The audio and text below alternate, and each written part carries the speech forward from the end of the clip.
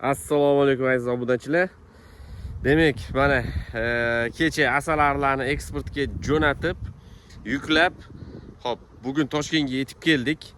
Xudo xolisa yana endi yuk yetib borguncha biz uning orqasidan yetib boramiz. Demak, mana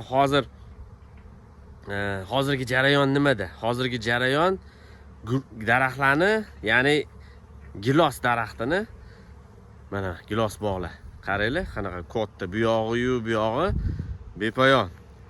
Bepoyon juda katta bog'.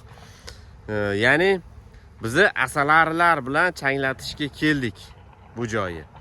Men bir narsaga xursand bo'lamanki, asalar, ya'ni bog'bonlar bilan asalarichilar o'rtasida demak kelishuvlar imzolanib, kelishuvlar bo'lib, asalarilar bilan changlatish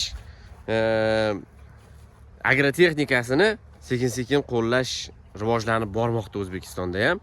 Bu albatta hosildorlikni oshirishga, hosilimiz mo'l bo'lishiga juda ham katta hissasini qo'shadi.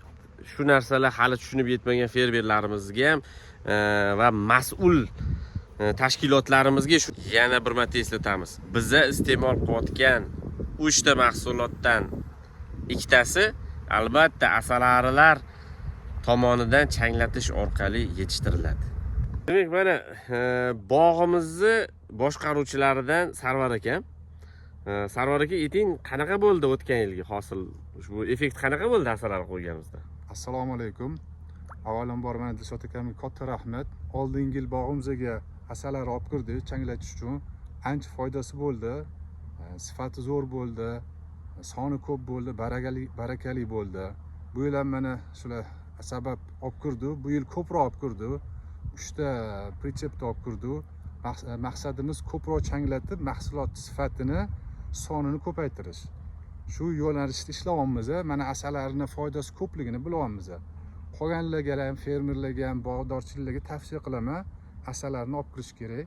O'shanda ancha foyda bo'ladi. O'zimiz sinovdan o'tkazdik, keyinchalik ham xudo xolasa yana ko'paytirishga harakat qilamiz. Rahmat deymiz. Rahmat, Sarvar aka, sog' bo'ling.